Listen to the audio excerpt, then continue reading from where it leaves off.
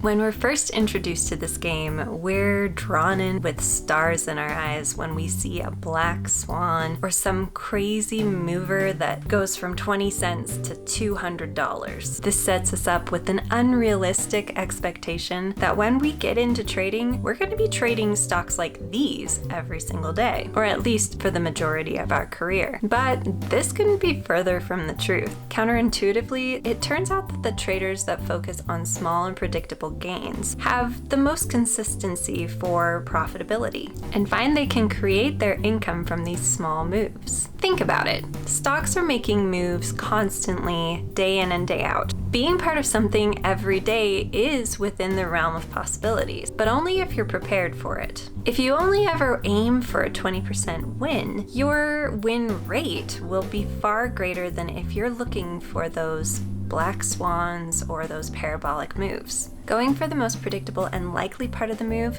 can mean that you might even get profits in a move that ultimately fails. Recently, I put into effect a rule that I would be out the majority of my shares by 1 to 4 risk to reward. That means at my first profit target, I am gaining the amount I would be risking on those shares. Then after that, the amount I stand to gain increases at each level until I'm making 4 times what I risked on my last shares. You can adjust the amount you take at each spot on your profit target so that you can gain more. I actually did the math to see if holding out for that bigger gain would be worth my time, especially since it only comes every once in a while. And it turns out that if I take profits at 1 to 1, 1 to 2, 1 to 3, and 1 to 4, I actually stand to make pretty close to what I would make if I held for a much higher price.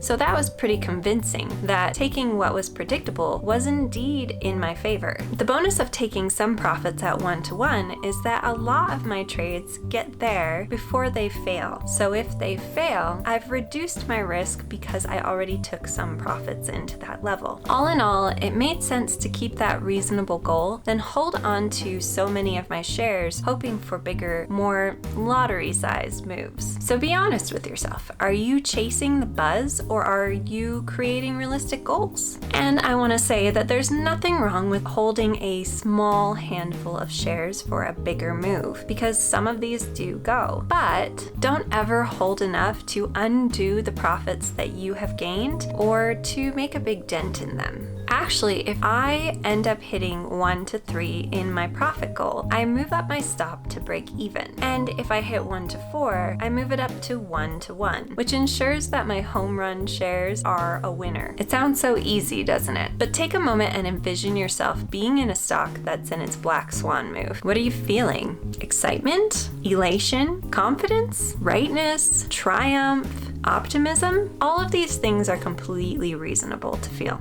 But each of these things is the wrong reason to be in a stock. All of these emotions can control our actions. So to become a master of this craft, we need to control our emotions. Instead of allowing ourselves to become addicted to that infrequent giant move, we should desensitize ourselves to the point we do not crave them, but are pleasantly surprised if one occurs. Then on to the next. Don't sit and stare at your win more than a few minutes so that you don't encourage the craving of big wins to take over. That can lead to revenge trading. And yes, revenge trading can go both ways. If you lose big, you can often want to get that money back. But if you win big, you often find yourself wanting to keep winning in the same way. And so you get into situations that aren't so great for you. Greed drives both. We need to focus on making this a business and creating a predictable income for ourselves, shifting the focus off the lottery aspect of the markets. So moral of the story is,